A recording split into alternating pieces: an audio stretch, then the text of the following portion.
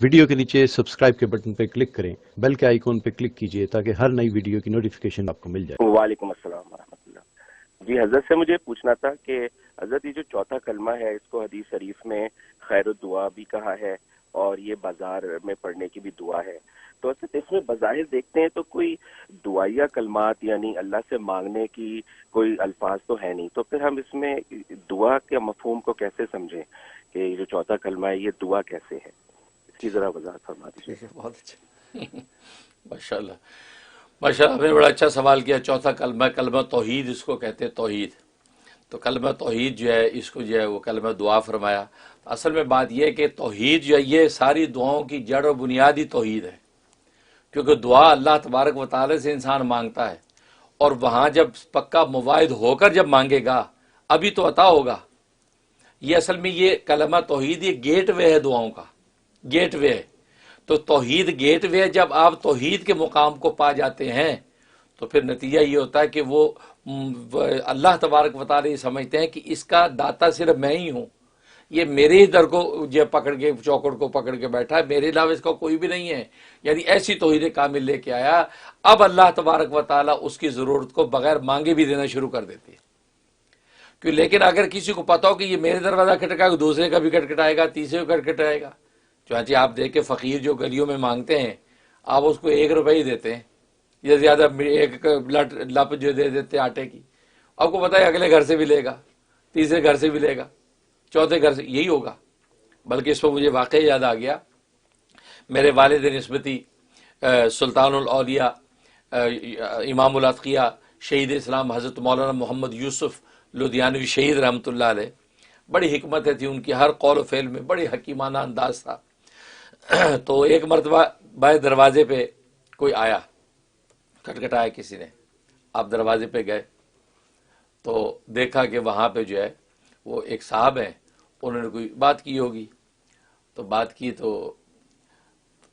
حضرت نے واپس آ کے حضرت ایک اچھی رقم لفافے میں ڈالی اور جا کے اس کو دے دی، اور وہ صاحب چلے گئے۔ اس کے بعد جو ہے تھوڑی وقت، گھنٹہ ڈیڑھ گزرا ہوگا، پھر کسی دروازہ کھٹکھٹایا،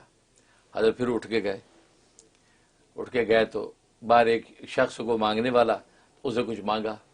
تو حضرت نے جیب میں سے نکال کے کچھ اس کو دیا، مطلب 5 روپے دیے، اور اس میں اس کو کہا کہ بھی 4 روپے واپس کرو۔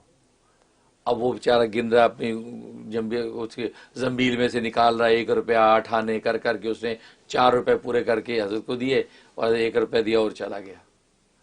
تو دروازہ بند کر کے حضرت اندر آئے تو میری اہلیہ جو حضرت کی صاحبزادی، تو انہوں نے پوچھا بھائی یہ عجیب بات ہے، وہ پہلے جو صاحب ہے تو آپ نے اس سے کچھ مانگا، آپ نے پورا لفافہ بھر کے جو کوئی 1000-2000 روپے لپیٹ کے آپ نے اس کو دے دیے،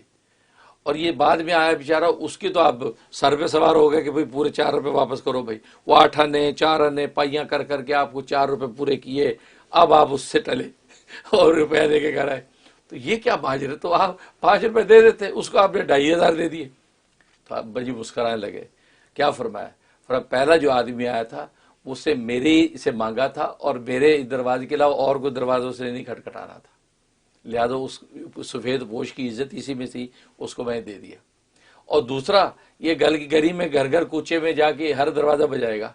تو روپیہ یہاں سے لیا روپیہ وہاں سے لے گا، یہ 100 گھروں میں سے جا کے کھٹکھٹا کے جا کے اکٹھے کرے گا پیسے، پوری دیہڑی بنائے گا، لہٰذا اس لیے میں نے اس کو 1 روپے دیا اور باقی واپس لیے 4 روپے۔ تو اس وقت جو ہے وہ اہلیہ کہنے لگی کہ مجھے آج توحید کا مطلب سمجھ میں آیا، شرکت اور توحید کا مطلب سمجھ میں آیا کہ جو شرکت لے کے چلتا ہے تو دینے والا بھی یہ کہتا ہے بھائی کوئی نہیں، میرا روپے ہی رکھو، باقی وہاں سے ملے گا۔ اور جو توحید لے کے آتا ہے کہ جی آپ ہی ہیں جی، آپ کے در پہ آئے جی سفید پوش آدمی، مجھے 2500 روپے چاہیے، تو دینے والا بھی سوچتا ہے یار یہ میرا ہی دروازہ کھٹکھٹایا اور کسی کا سفید پوش ہے، 2500 پورے ہی دے دی بھائی، یہ ہے۔ تو یہ کلمہ توحید جو ہے نا، یہ گیٹ وے ہے کہ انسان جب اس مقام کو پا لیتا ہے، اور جب لا الہ الا اللہ وحدہ لا شریک لہ لہ الملک ولہ الحمد وہو علی کل شیء قدیر، کل شیء قدیر کے اندر یہ اپنی دعاؤں کی طرف اشارہ کر رہا ہے کہ تو ہر چیز پہ قادر ہے، میں جو بھی مانگو تو دے گا، زبان سے مانگو یا اپنے حال سے مانگو تو جانتا ہے، ٹھیک ہے نا۔ تو نتیجہ کیا ہوگا، اب یہ اس مقام توحید پہ آ جاتا ہے تو کوئی آدمی احتیاط سے تو خالی ہے نہیں، بھلے زبان سے مانگے، بھلے اپنے قلب و جان سے مانگے یا اپنے احوال سے مانگے، تو اللہ تبارک و تعالی جو ہے اس کی ضرورتیں اس کو عطا کرنے لگتے ہیں، اس کو دینے لگتے ہیں، کیونکہ وہ پتہ کہ یہ مجھ سے میرے علاوہ کسی جگہ جائے گا نہیں، لہذا میں نے اس کی ضرورتیں پوری کرنی ہے، تو اس کی دعاؤں کو شرف قبول نصیب ہو جاتا ہے۔